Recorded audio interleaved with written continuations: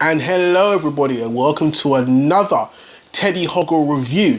So today we will be reviewing Formula 1 2015. So this is going to be more of a hands-on review, as this game hasn't got a lot of modes. It hasn't got a lot of things really to do. It's more of a racing game. It just gets straight into it. It is Formula 1.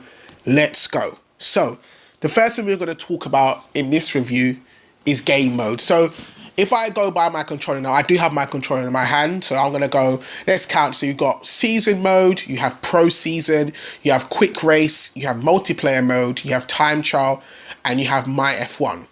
That is it. That is all the game has given you. That's, as I've put it, it just goes straight into F1.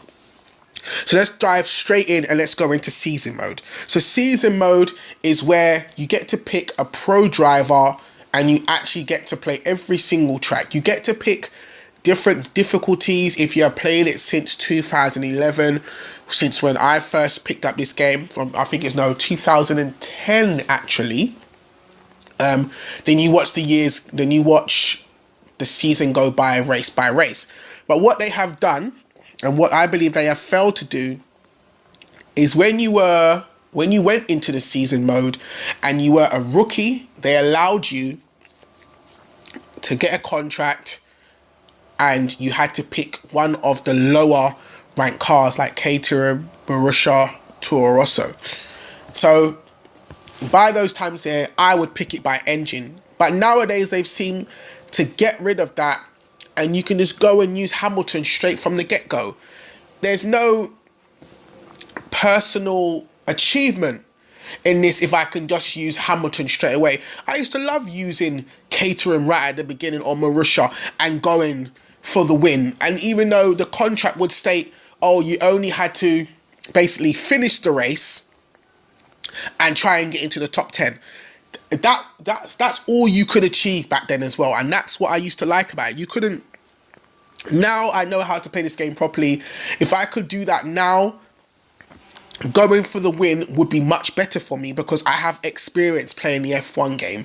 But now they've scrapped that and allowed you to use any of the pro racers like Hamilton, Vettel or Daniel Ricciardo. Now I think this is a bit weird. So my experience, when I went into it, I didn't want to be Hamilton. I didn't want to be Vettel. I used Daniel Kvyat. I thought he's young, his car setup's going to be crazy. And then you start to realise that where Ferrari and Mercedes AMG have gone, their car setups are ridiculously enough that you can't beat them. So you kind of have to use a Ferrari or a Mercedes. So jumping off in championship mode, I think for what they've done to scrap the rookie part of it, I think they've really kind of failed in that, only in that aspect. But apart from that, championship mode is good. There is another downer about it, that you don't get to do your upgrades for your car. The car is just standard. It's the way it is in the championship. There's nothing more you can do. You do have two modes of championship mode. You have 2014 where you got Jules Bianchi and Caterham. Rest in peace, Jules Bianchi, by the way. I saw you in the Hungarian Grand Prix. Your family was there. Sorry, it was lovely. It was beautiful. They all did the little minute silence for you, and they put their helmets down and they put your helmet in the middle. It was a beautiful thing. So rest in peace, Jules Bianchi, and let's just hope that everything in F1, hope that nothing like this happens in F1 again. Like, let's just hope it doesn't happen, because it was a really bad experience. Okay, so moving on, we have Pro Season now. Pro Season for me was a bit of a downer as well. You practically only can do it with let's say a steering wheel. You can do it with the controller, but the controller setup for you changing gears, I know you can change it, wasn't good enough for me. I found myself forgetting, it sounds really bad, I use automatic. I found myself forgetting to change gear all the time. And in an F1 car, you really have to listen to it. If you don't listen to this, you will, it's the car spins out.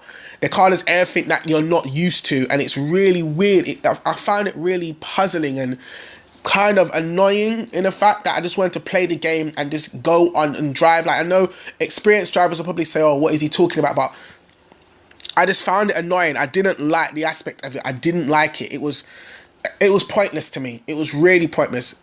Then you got quick race.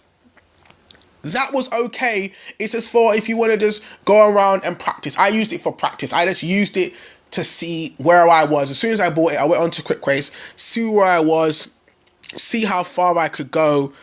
And I just did it basically. And within 5 races, I was a pro again. It's getting to the point now, I'm playing season mode and I'm so fast. I'm literally going to have to play it on a harder difficulty. Even though I've got it on hard, I'm going to have to actually play it on a harder difficulty. Multiplayer. This is where the game for me goes downhill a bit. I have yet to get onto a multiplayer game online.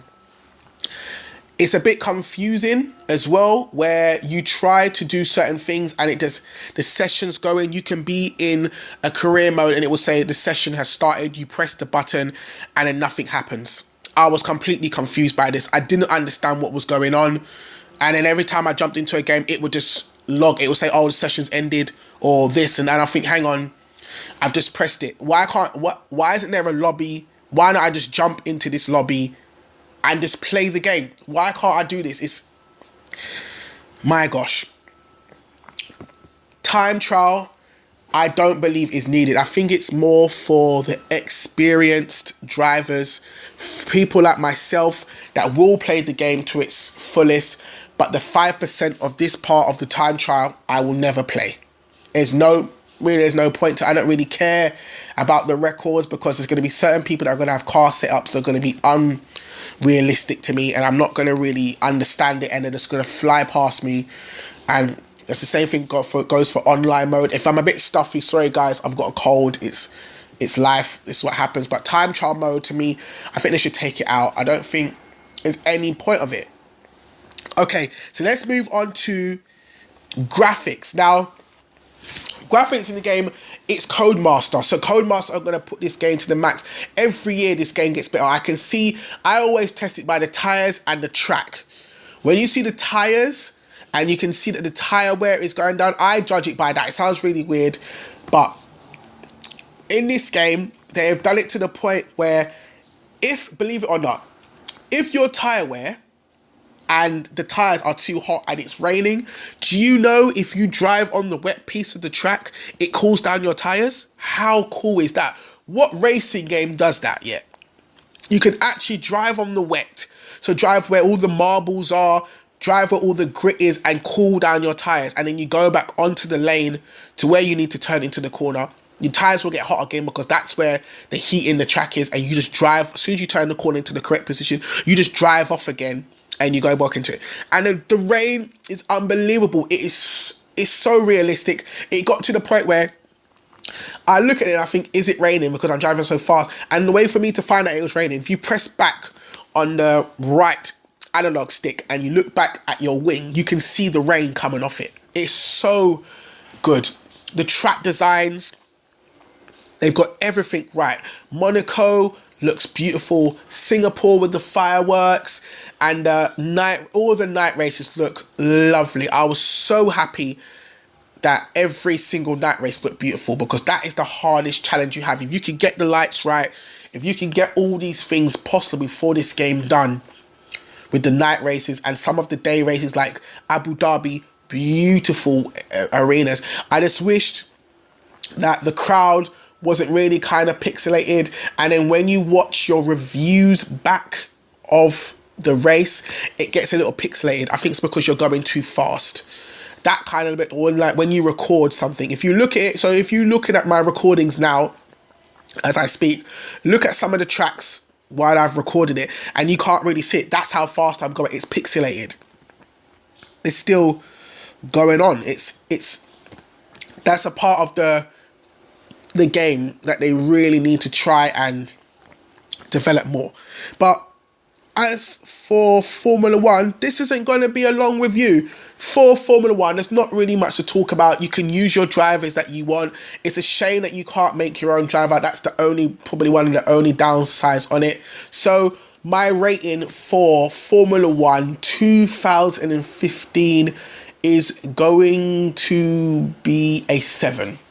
just on the aspects that you can't make up your own driver, and I think season mode could have been a bit better when it came to starting from the beginning, getting the upgrades and stuff like that. If every car is the same, it's no challenge. It's clearly that AMG is the stronger team in this game, and they will win everything. And Hamilton, he can pit twice and still get second place, and you've pitted once and you're well out in front and he's still in second. It's really weird, everybody. So everybody, I'm a representative of 4Gamers versus the World. We have Unlucky Retro. Go check his videos out. He uploads every Wednesday and Sunday. We have Jam Boster. He is doing God of War at the moment. You're going to see that coming out soon. All the links in the descriptions will be in my video. You got Dan, the Sofa Soldier. I know he's working on a project right now. So people, check us out. 4Gamers versus the World. This has been your boy Teddy Hoggle. This has been the review for Formula 1 2015. Please go and buy this game. There's no other game, like no better game for Formula 1 out there. So people, do justice. Go and pick up this game. If you love Formula 1, this is the game to buy. So everybody, like, subscribe. Peace.